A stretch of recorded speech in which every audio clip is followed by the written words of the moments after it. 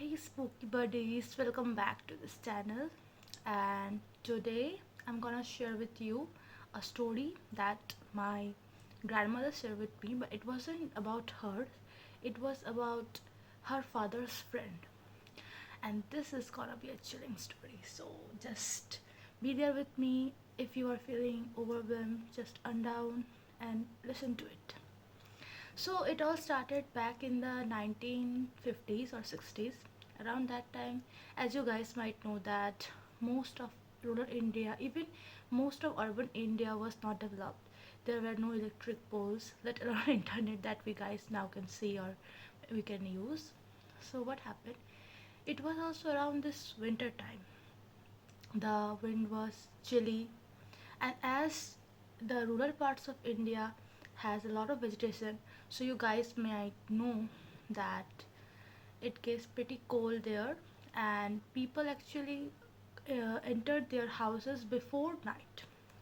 So what happened, my friend's father used to work in a press, and he used to come very late.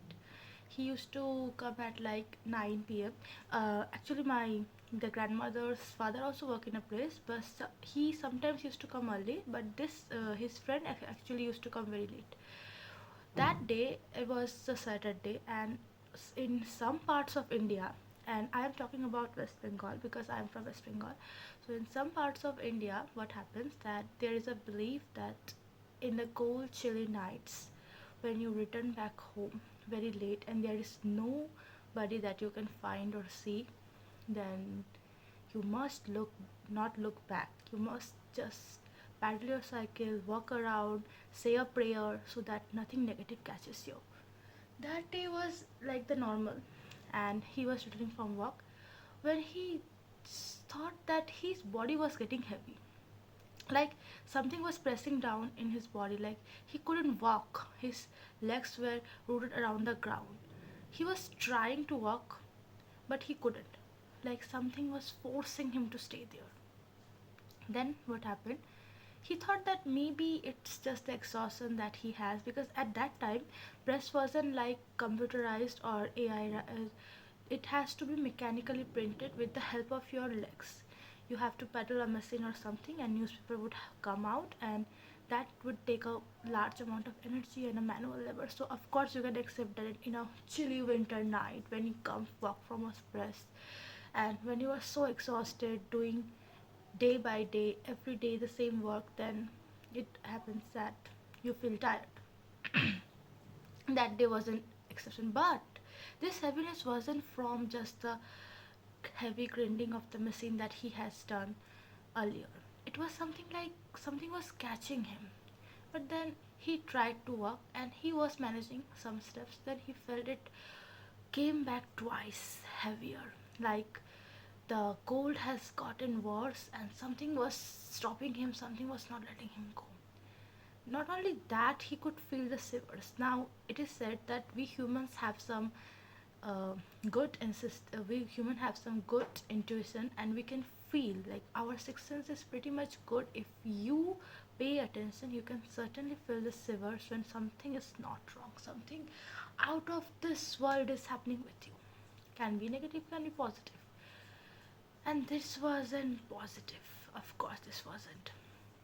So he was frozen, rooted, nobody was there, it was a chilly night.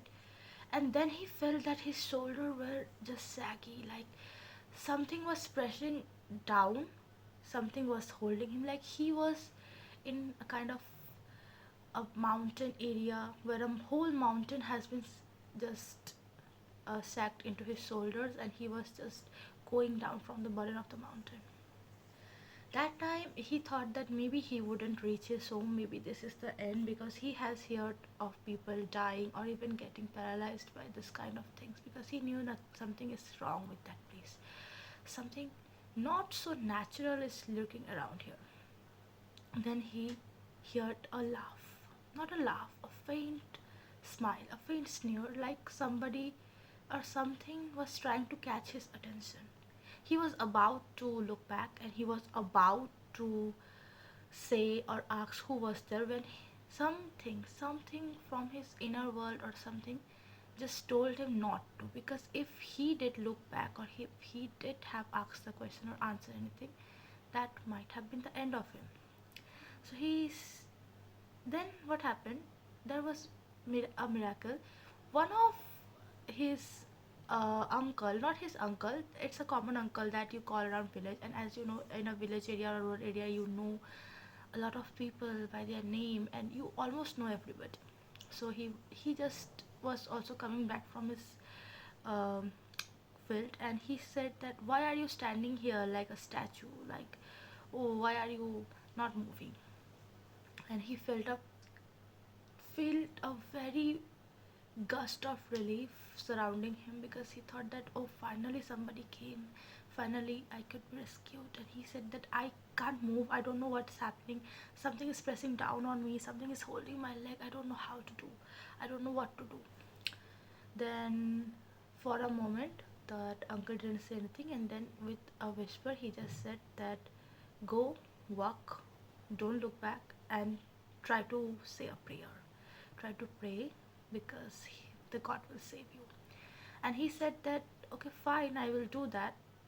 Then he started to pray, and that's when he could actually swear that his body was getting light and he could move, like finally his energy and his legs were moving at his will. But then he asked the and he just turned around to see, but the uncle wasn't there.